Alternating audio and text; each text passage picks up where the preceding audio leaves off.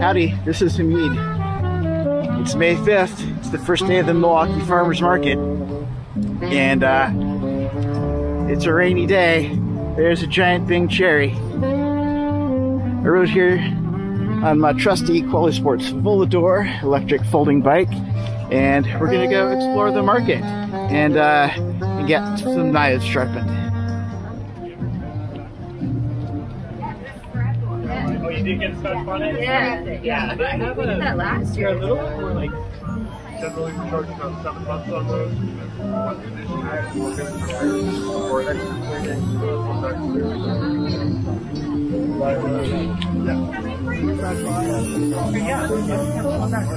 Okay.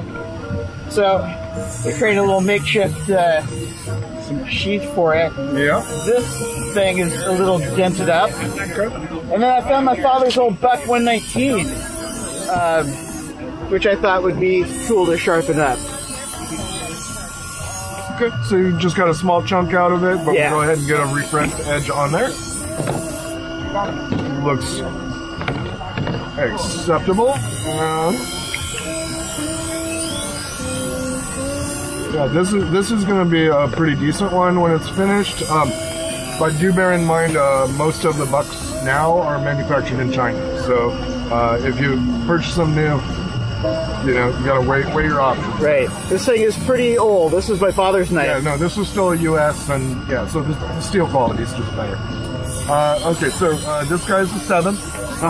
We've got an 8-inch blade, also a 7, and then we've got a 6-inch blade, so that'll be a 6. Okay. I've also got the little pocket knife. Sure. I picked up my first little D2 steel blade, and I'm not sure if I've got a diamond sharpener, a couple of diamond sharpeners. Oh, I've been trying my hand at sharpening, but I don't think I'm very even, like kind of side to side. I was gonna say you can see where you're high centering here.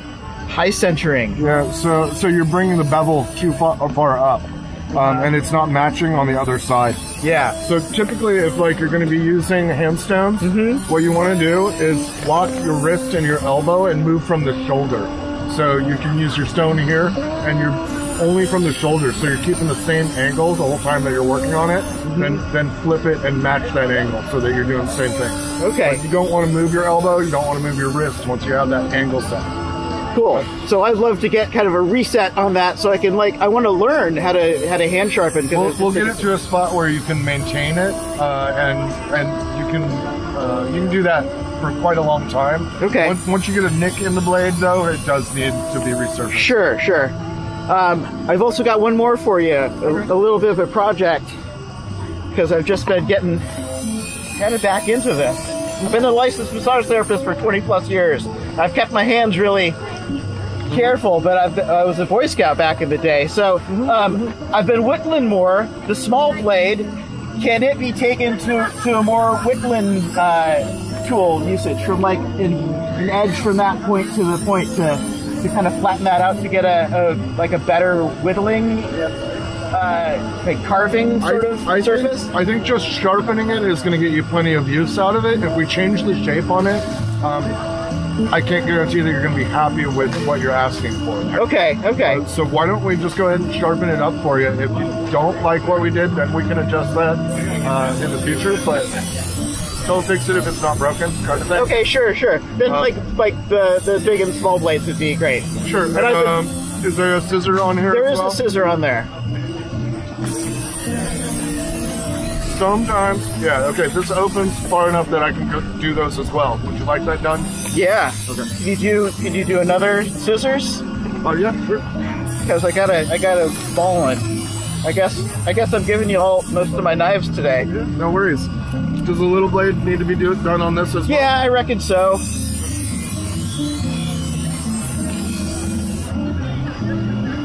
So what I'm doing is I'm checking to see that the blade is actually overlapping. Quite often when people have sharpened these in the past, they'll take off too much and then it doesn't meet right at the end. On most of our knife blades, we use an aluminum oxide wheel to start, to re-bevel. That's the rough work. That's how we take out chips and dings. From there, it goes to a silica infused wheel that helps us remove tool marks from the rougher shaping. and then it goes to a slotted cardboard wheel with jeweler's grooves, which we use to actually polish the edge. And that's what gets the actual final finish on it. So you'll be able to see that in multiple steps. Just please don't distract her while she's working on stuff. It's attention to detail is very important while we're working on it. Very important.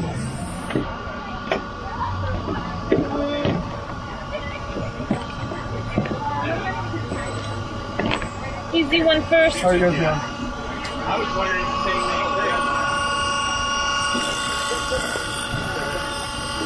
Flat, you take the nick out and then go in an angle. Hi there.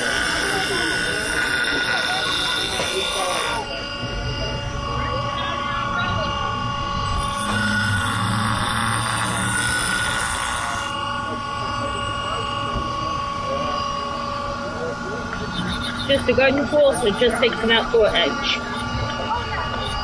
So the key to those really is making sure that the angle matches on both sides. And she does it by hand. Most people would use a jig, but practice makes perfect, you know. And it speeds up the process when you're good at it, like she is. Yeah, Harmony's had a lot of practice. Okay. This needs a correction in the shaping.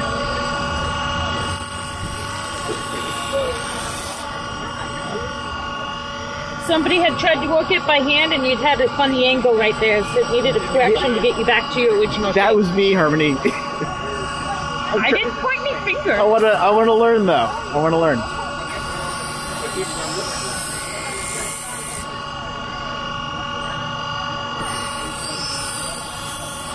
You notice also that she's touching it very lightly to the wheel, so that keeps it from heating up and burning the temper. Also, it minimizes how much metal we're actually removing at a time. The less that we remove, the better, because you'll have more for future uses down the line.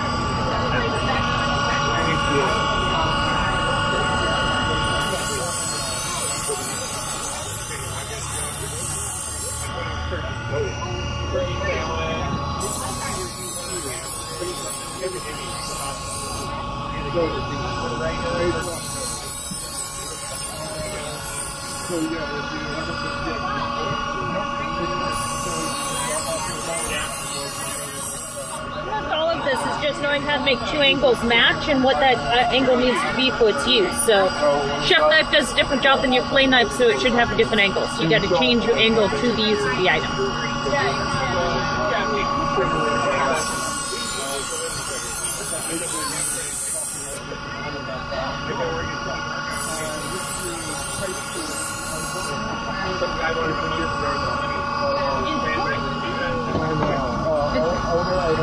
My father's hunting knife. Yeah, if you can remember our name.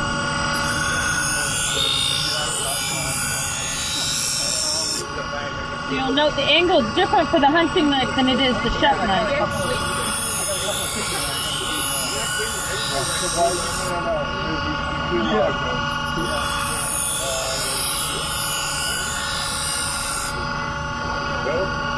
Yeah, thank you guys.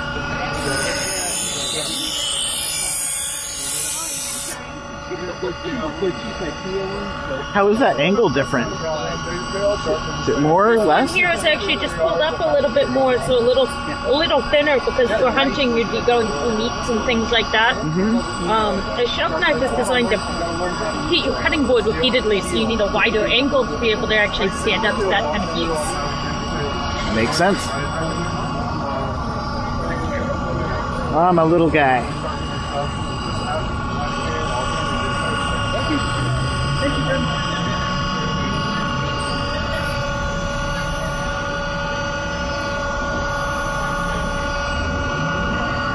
Scissors is just about making that same angle the entire length of the blade, and then angling it out a little bit. You never sharpen the inside of your scissors, only here, and it needs to be one smooth stroke.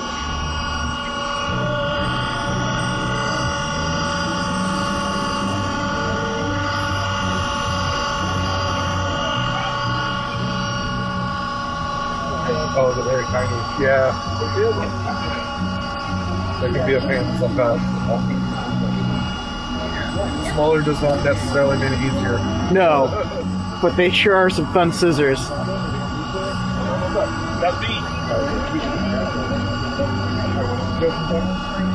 Right here, your tip is just starting to try to be exposed. Oh. If I don't tuck that in, it's going to snag on your pocket, and that's how you start getting holes in your pocket. Oh, interesting. Is there a way to adjust that?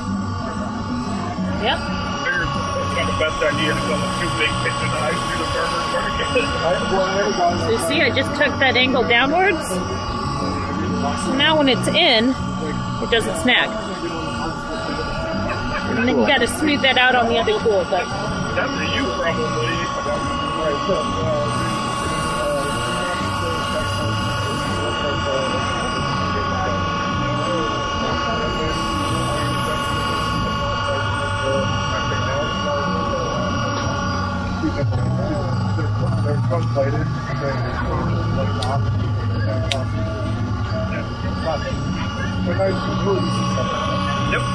so you can see how it's a little shiny right along the edge? Mm-hmm.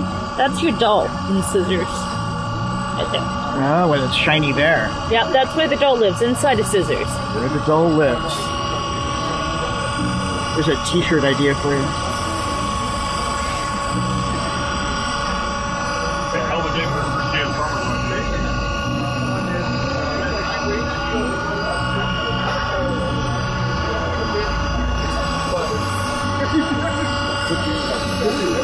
And I'm just using this light to pull back and look and make sure I actually got all of it out.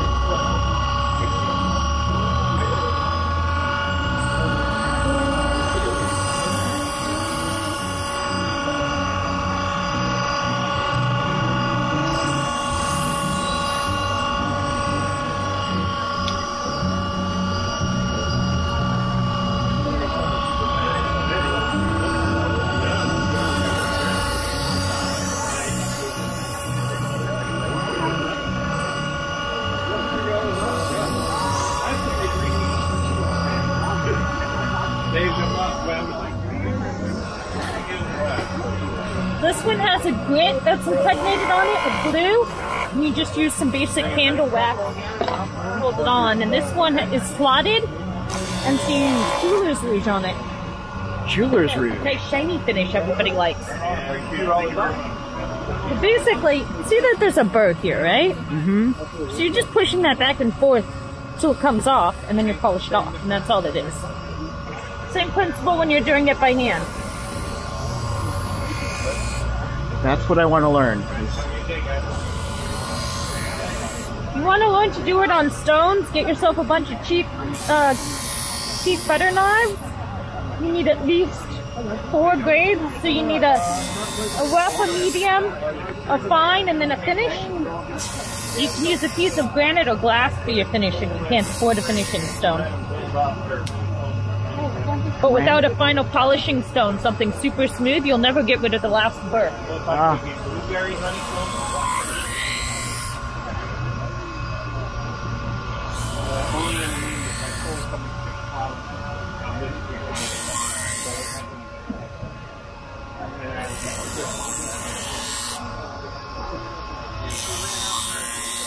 Yeah, I told my guy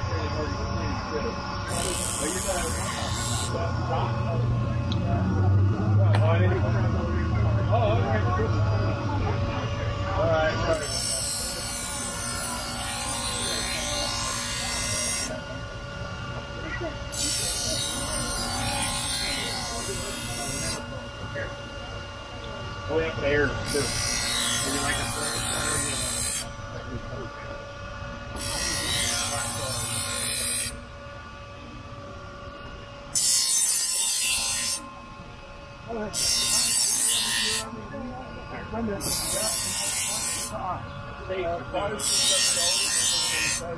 You see, that's how you get that shine there that tells everybody it's sharp. Uh-huh. It's sharp regardless of the shine generally, but it helps knock the last of the burr off.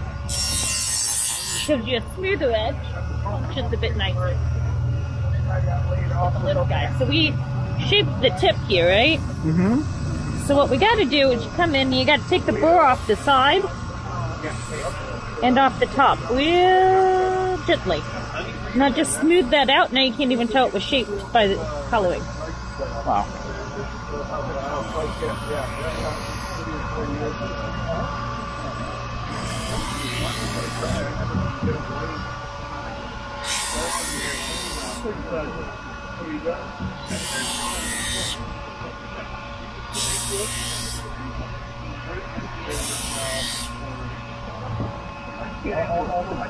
See? It's not going to snag your pocket. Thank you for that. That's on the keychain all the time.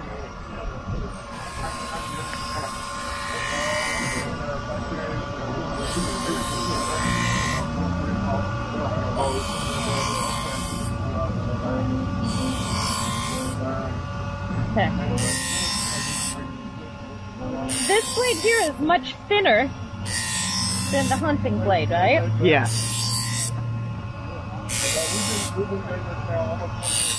You can see the angle there, right? Look at the difference in size of the angle. Just because this is a thicker blade, you need to be a slightly more aggressive to be able to get that angle Kind of on there. Deeper angle. Yep. Yeah, very, very different. Well, different knife, different use, different angle. Yep. They say on TV 28 degrees. I'm like, for which knife? So.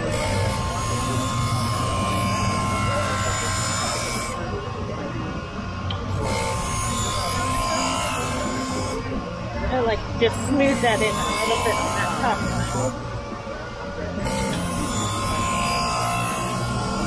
Got a nice square the first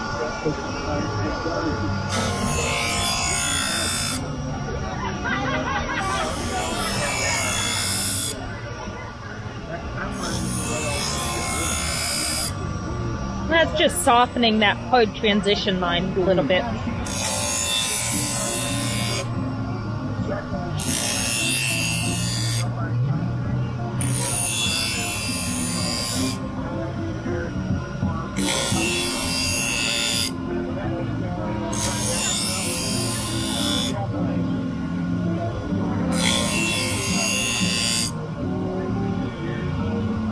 When I'm looking at the top, I'm making sure there's no more little shinies that are sticking out to the side. That's the burr, so you gotta make sure it's off. And that just catches, that's why you have the light. It Yep. catches the burr. Done. Thank you, love. Thank you, Harmony. I appreciate you. Oh, do that one more time. Nice and sharp. That is super, super duper sharp. Jesse, thank you for the education on knife sharpening today. Sure. Harmony. I hope we got you some good info there. I feel like we've got one of the few like really master knife sharpeners in our region, and you guys come to our farmers market, and it's I like to think it's so. pretty great. I mean, this is our 18th year doing it, and you know, practice makes perfect. We practiced a lot. That is for certain. Well, do you have a sheath for this one? I don't. I pocket carry it. So just bear in mind with the process, we do have a little bit of polish left on there. Uh-huh. So if you want it to be sanitary, it needs a good soap and water wash before you use it. One thing also, when you're testing whether this is still sharp or not, one good way to do so is to set it on your thumbnail without applying any downward pressure. Draw forward. If it shaves your nail, it's still sharp. If it skips over it, then it's time to work on it. Time to work on it. Good to know.